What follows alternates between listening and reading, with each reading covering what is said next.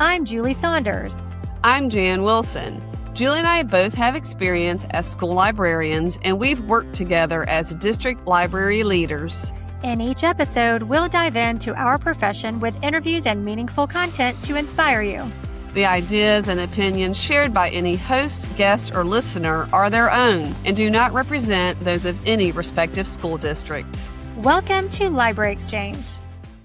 This episode is supported by our friends at Kids Discover. We are sure you remember the beautifully written and illustrated Kids Discover magazines on topics like the American Revolution, ancient Egypt, and ecology. Now, their digital platform, Kids Discover Online, is fast becoming a favorite for K-8 students. It offers an entire library of science and social studies content with multiple reading levels and a suite of features, making it accessible for every learner. Ready to try it? Visit kidsdiscover.com/digital to get 60 days of trial access for your entire school. Hello, it's just about the end of August, and if you're not already back at it, you will be soon. Wherever you are, thanks for tuning in. Our guest today is school librarian Rachael Welsh. Rachael has 19 years in education, 13 of those in the library, and this past May, congratulations, you were named a Library Journal Mover and Shaker. Rachael is actively involved in the Texas Library Association and in 2024 was a TAL Texan. TAL stands for Texas Accelerated Library Leader. She recently won the MVP award for the Texas Association of School Librarians. MVP is the Media Virtual Presence Award. Okay, Rachael, are there any other award acronyms we need to clarify before we continue? All right. Welcome to Library Exchange, Rachael. Hi, thank you so much for having me. I'm so excited to be here. We're excited to talk to you today. And to get us started, can you share about your school, including the students and staff you serve?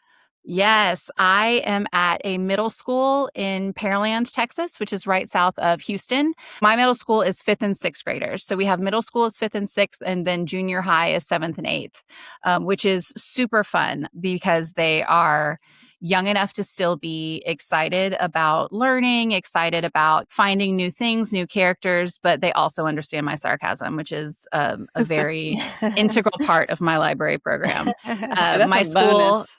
Yes, it's necessary. My school has about 850 students, but we have 3 different programs. So we have general ed, so the kids that are kind of zoned to our school. Then we have a dual language program, so the teachers speak both English and Spanish. It's different from ESL because parents choose to put their children in at kindergarten, and then they go through the program through 6th grade. And in 6th grade, they're earning high school credit for their Spanish classes. We also have our Gifted and Talented Academy, which buses in our GT students from, again, this is different from their pre-AP classes or advanced class. This is a department that is just solely focused on gifted and talented. It's very different. It's very diverse. It's really fun because it's something different every day. And yeah, I love it. I was at an elementary school as a librarian and then a high school. And so this is my middle school. I tell the students that I'm collecting the grade levels like infinity stones. Yeah. So another guest, Julie, that has hit the trifecta. All right. You know, that's a great variety of students. I like that. It's really fun because I get to, kind of do different things with different programs. I get to focus on the bilingual with the dual language kids. I get to do some more advanced, some of my high school stuff with my gifted and talented kids, some of the advanced research that they're doing. And then I get to do the fun on-level programming for the gen ed kids who also have advanced classes. So it's just a huge variety of things. And it really keeps me kind of constantly working and constantly coming up with fun things for them to do. Great. So, Rachael, I attended your session called Building a Schoolwide Culture of Reading in June. Since we're early in the school year, we'd love for you to share some of the ideas to inspire other librarians to try something new. I'd love to start with how you build a visible culture of reading inside and outside of your library. Can we start there? Yes, I love books starting off. That's kind of how I got into this. I love stories and kind of anything that goes with it, nonfiction, fiction. So I love showcasing all of that. I was seeing on social media a lot of teachers and librarians had smart boards or smart TVs where they were able to stream through the screen. I did not have one of those and was very jealous. But then I came up with the idea. I had gifted my father a digital photo frame for Christmas and realized that he was not using it. So I regifted it to myself. It's that lovely father thing. I was like, "You're not using this, are you?" And he's like, "I guess not." I was like, "Thanks, I'm taking this back." So I have digital photo frames within the library. So the students are able to create graphics of book reviews of different books that they like. They're able to showcase their reading and their creativity. I bring the digital photo frames home because the school Wi-Fi doesn't let me on. And then we upload the JPEGs or the PNG files, and then they just kind of filter through.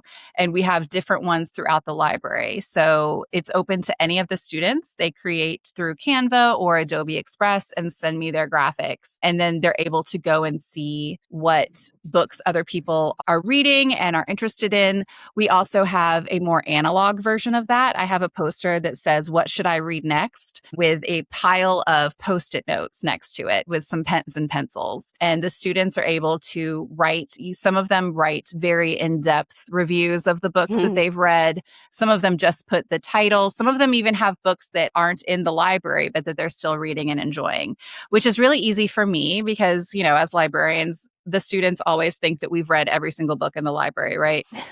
Which I was like, I've read a lot of them, but, just like the kids, I have ones I don't like.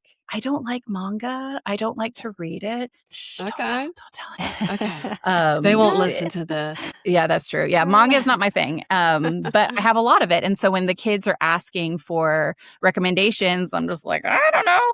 So it's nice to be able to point to those places and tell them like, oh, see what your friends have read. Go and see what these reviews are. And it kind of gets me off the hook of giving those recommendations. And the kids always really like pointing to them, showing their friends what books they've read and what they like. And the kids are able to also add to it. Some of them will add their own Post-its like, yes, this one was great, which is really fun because then you have that interactive quality. It's really nice. I have not had a single Post-it note stack stolen, which I was also very impressed about. Like, yay, kids, because, things go missing. But that has also been super useful and so easy to do. And then my last thing that we have inside the library is what I call Adopt a Shelf. When I came into the library, the previous librarians had not done a lot of weeding, especially in the nonfiction section. And we had, books that still have USSR and biographies of people that the kids had no idea who they even were. So I did a huge weeding, had a library gardening session and got rid of a bunch of stuff. And so I ended up having like a full shelf of empty shelves. And so rather than spread things out, I kept that empty and created this Adopt a Shelf program. I have an adoption form that the kids fill out and they tell me what their display idea is. So basically they're adopting the shelf. They're going to create this library display with books and they create a graphic. It is 5th and 6th graders. So we get a lot of my favorites and pink books and, spooky books. So a lot of, cutesy. It's so much fun, because you get to see their personalities too, like all of these cutesy girls with all the like bows and stuff. But then you also get the kids that have the blood dripping down the paper, and I'm like, okay. And they bring their friends in to show them their shelf. Yes, so they get to have their display for 2 weeks, and I tell them, when books get checked out, you need to go and get more books, even if it's my favorites. If the shelf is empty, you have to go and find some new ones. So they're getting to know the collection a lot more too. Because of course, they're like, I'm going to do a shelf of Dog Man. I'm like, cool, that'll be empty in like a second. So what if we like expand to dog books? And so then they're going and finding the books that have dogs in them or have a dog character, and they're getting to know the collection also. And yeah, they get to, their friends get to see it. We also have teachers that are involved that do both, kind of curricular stuff. My Spanish teacher came in and it was around the Super Bowl, the Bad Bunny Bowl, as we like to refer to it. And so she did the difference between Latino countries and Hispanic speaking countries, because those are different, and had a really cool display that reached kids outside of just her Spanish classes. Then I had an English teacher that loved Halloween. So she just wanted to come in and do, like a spooky, she brought like leaves and, fall stuff for her display. And it was really cool. So again, the kids are like, oh, let's go see Miss So-and-so's display. And so it really gets people to know each other and to know the collection also. And now a word from our sponsors. It's time to talk about our friends at Kids Discover. They're an award-winning educational publisher that's been a favorite among students and school librarians for over 3 decades. Their digital learning platform, Kids Discover Online, is a game changer for elementary and middle schoolers by providing access to thousands of science, social studies, and nonfiction articles.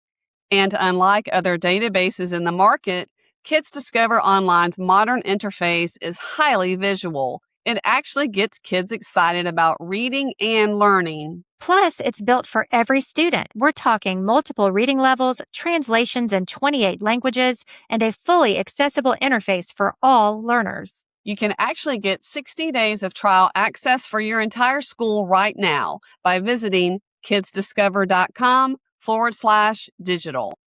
I know you had mentioned something about a twist on the what I'm currently reading idea with teachers. What did you do there? Yes. So I had seen the what I'm reading signs and was like, oh, that's great. And so I put them on every single teacher's, just went around and stapled them myself and told everybody like, oh, I put these signs up, update them as you will. Some of the teachers never updated them, like never put anything on there. And then I was very guilty about putting something on and then not updating it myself. So the kids would be like, oh, how's this book? And I was like, what? I read that 2 months ago. Oh yeah, I didn't change that. So I actually got this idea from Lauren Mobley with a presentation that she and I did together. She made signs for her teachers' rooms. So hers was what I like to read or what I'm reading, but she updated it herself and they were able to stay up. So I changed it a little bit. I sent out a survey at the beginning of the year to my teachers. I gave them 3 options so that we had different categories throughout the school. And it was, what was your favorite book when you were in middle school? What's your favorite book, period? And then what book do you like to recommend? And so we have those. And again, it was only the teachers that responded, which most of them did. I have just the book covers and the books throughout the school that kids are able to see. So they're constantly surrounded by book pictures and by reminders of reading. And again, it kind of brings that connection back to the teachers too, because the kids can talk to them. So, choosing those books that the kids were able to either check out from the library or talk to them about because they had read them was really cool and really fun. I told myself that I was going to change them throughout the year, and then I did not do that. But it was fine because, the books are timeless and, your favorites are your favorites. A lot of my students, they read with their eyes first, which I know sounds kind of crazy. And we always say you can't judge a book by its cover, but these kids do. Mm-hmm. And so if the books are older looking, a lot of them wouldn't check them out. But seeing that their teacher's favorite book was Charlotte's Web, then they were going and checking out the older books because they saw that their teachers liked it and they wanted that connection. No. Well, that's the secret right there because you gave students ownership in the library with the displays, and then there are other signs throughout the campus, not just inside the library.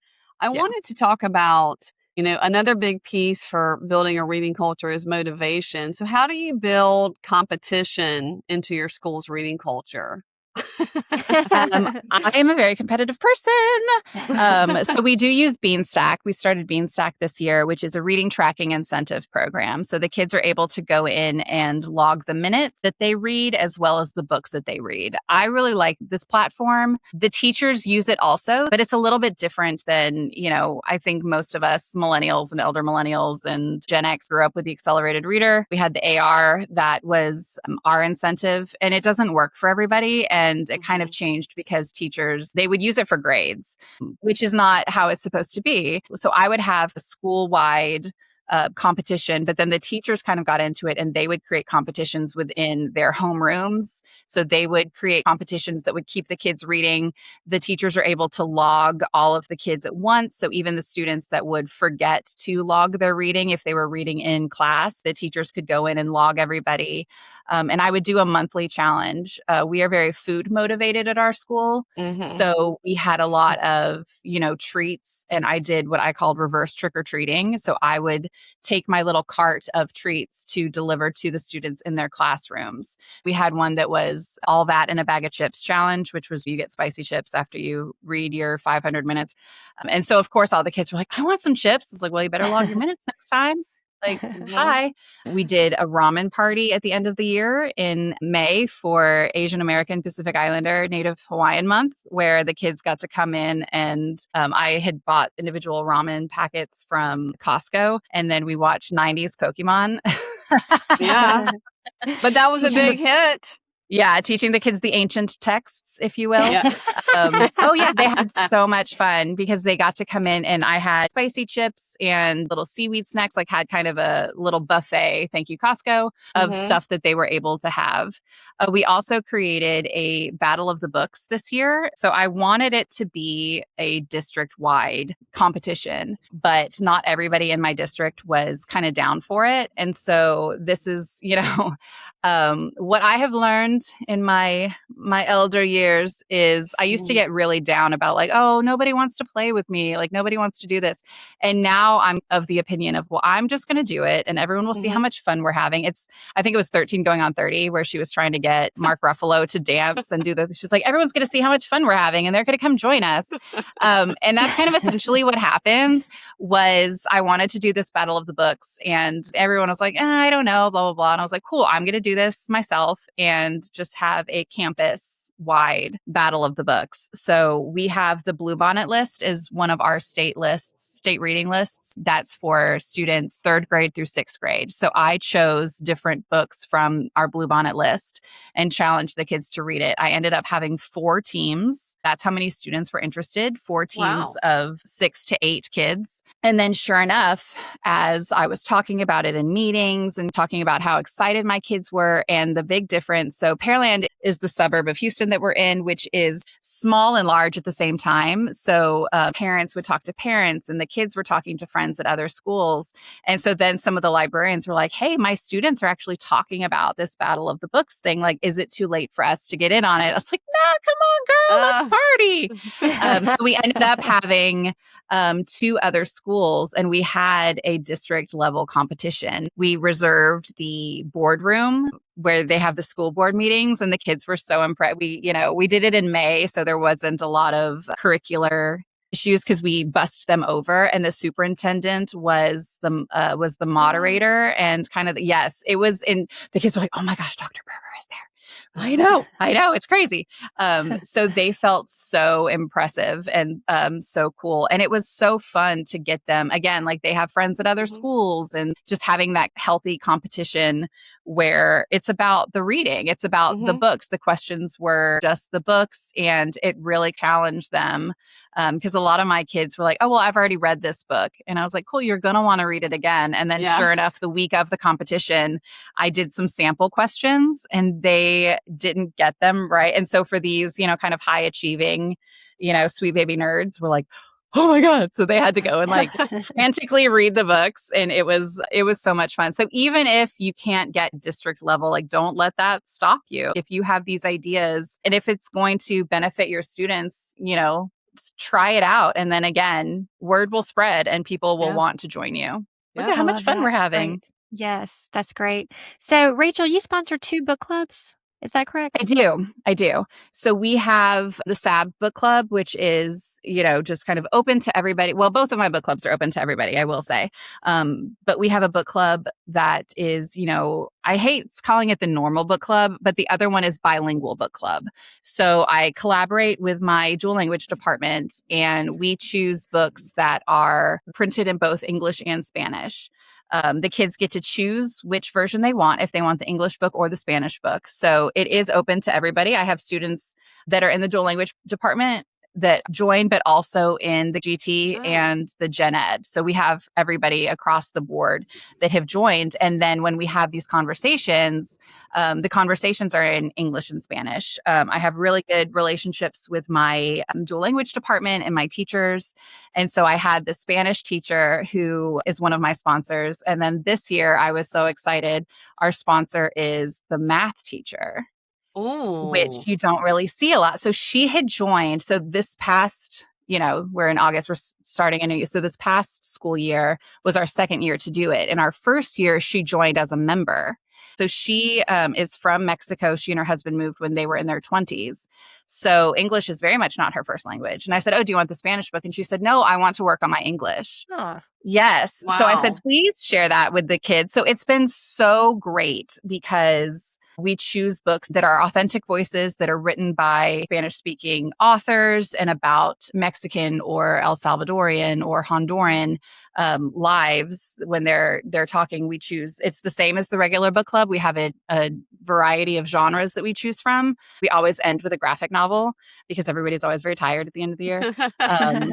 And then at the end of each book, we do kind of a celebration for that book, which for the bilingual book club has become really fun because I didn't realize that there is such a variety of Hispanic identities and that we have so many of the different ones in our school. For each book that we read, there was at least one kid that was like, oh, this is my culture. I can bring such and such from, the book. I'll get my mom to make. And I was like, yes, please. Thank you so much.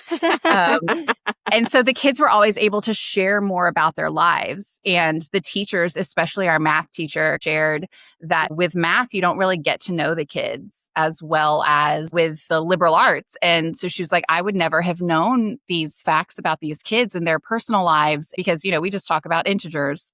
Right. And that they're learning about their teachers. Like we would share stuff too. I would talk about my dad came to Texas and worked at a chemical plant and would come home. We read A Seed in the Sun, Una Semilla de Sol. It's about migrant farmers. And the father was very rough, very almost angry all the time. And so, we all kind of shared. I was like, my dad would come home because his work was so laborious and he was in the heat. And, when my brother and I were younger, my mom would say, okay, he's going to come home. He's going to eat dinner and shower and go to bed. You guys go upstairs and be quiet and don't get into fights. Sharing those things with our students, was just really cool and got us to a deeper place. Both, the teachers and I getting to know each other and also the kids. And they felt like they could share these personal things that they weren't able to do. And some of the students, this was the only club that they were in because they were primarily Spanish speaking and didn't feel comfortable in any of the other clubs. So this was the only place where they felt that they were, welcomed and seen. Yeah.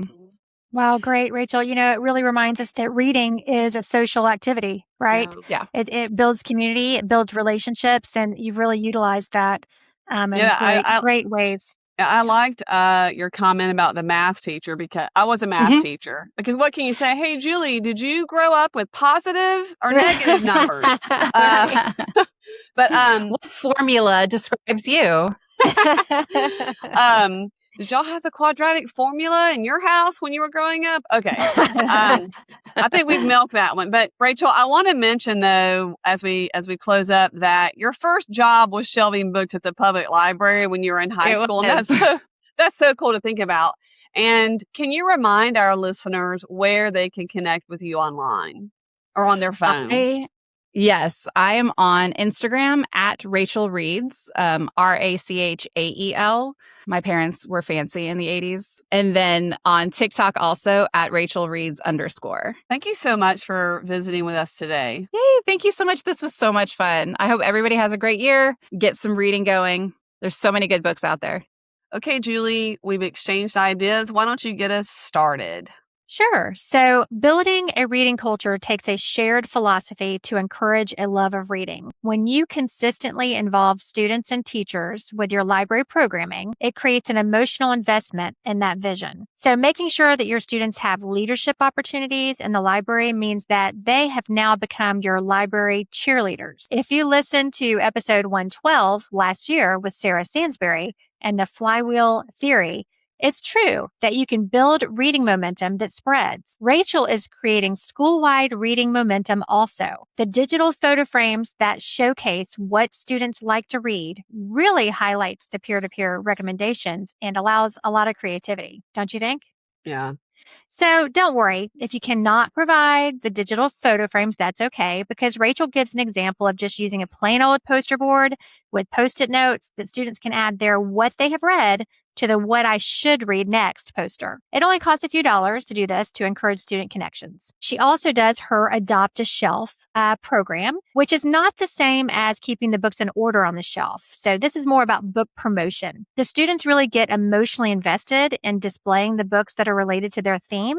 And it really helps them get to know the whole collection by doing this. Teachers also get involved with things that they are passionate about too. So it's a good way to have student ownership and a shared vision with your teachers as well. Yeah, I love that her teachers did adopt a shelf. That's great. I'm so glad that she shared the ideas that you just mentioned, Julie, because visibility is everything for building a culture of reading. And just like librarians need to get out into the school, reading shouldn't just stay inside the library or only happen in language arts classes as well. Okay, let's talk reading club. Rachael has 2, which include staff as members or sponsors, and this gives teachers from all subject areas an opportunity to connect with students outside of their classroom. And you guys, book clubs are possible at any level. If after school meetings aren't possible, find a way to make it happen during lunches. And this might mean you're hosting a reading club across several lunch periods. Been there, done that. I survived, Julie. And eventually I asked for teachers to co-sponsor and we divided the meetings. I personally feel that a reading club is that important because it's a social community building experience for your students. And talking about a book and students don't have to worry about a grade or a test. It's very freeing for them. You know what? When I left the local school to work at the district office, hands down, book club is the thing that I miss the most. I don't know if I've ever told you that. No. One more thing. Another strategy is hosting library events around book to movie releases. There's a new Hunger Games movie coming out this November, and Greta Gerwig is directing Narnia. That's coming out in February 2027. Yeah. So librarians, take advantage of that media and hype that's already going around for movie marketing. Yeah, great idea. Sometimes students will just pick up a book to read if they know it's going to be in a movie, right? Yeah. That's kind of like what we tried to do this summer with Dungeon Crawler Carl, right, Julie? A failure on my part. I haven't finished it either. I'm afraid to say that, but I've had it for 2 months. It's right here, and I'm still on chapter 15. I kind of got stuck too. So that same connection happens when students see what their teachers are reading. I really like the options Rachael offered teachers for encouraging reading. She sends a survey and creates signs for each staff member, and students are able to see what the teachers listed as their favorite book or what they read in middle school or what book they would recommend. So definitely a time saver since a lot of these answers stay the same for that school year and are still relevant for encouraging reading. The signs spark conversations between students and teachers about reading and continue that momentum of building a school-wide reading culture. Yeah, it really does. I would really like to know what some of my high school teachers considered their favorite book. Anyway, you guys also, you have to think about what motivates your students to read. How do you engage them as readers? Is it with a prize? Will they earn a special privilege? Is it the belonging on a team like Battle of the Books? Just think about what pulls them in. Rachael knows that her students respond to food.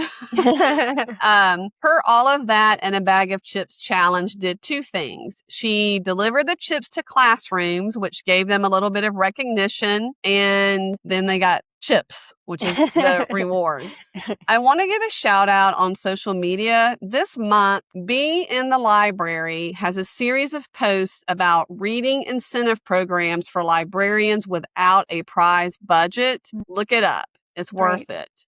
Listeners, building a school-wide reading culture doesn't happen overnight, but intentional steps like the ones Rachael shared make a difference. You can do it. Thanks for tuning in, and we'll be back on September 7th. Make sure to visit our website at www.libraryexchangepodcast.com. There, you'll find episode notes, resource links, and a link to our Etsy store. Plus, you can submit a question or inspiring story that might be featured on a future episode. For guest clips, episode reminders, and trivia giveaways, follow us on Instagram and YouTube at Library Exchange and on TikTok at library.exchange. Thanks so much for joining us today. We can't wait to have you back for our next episode.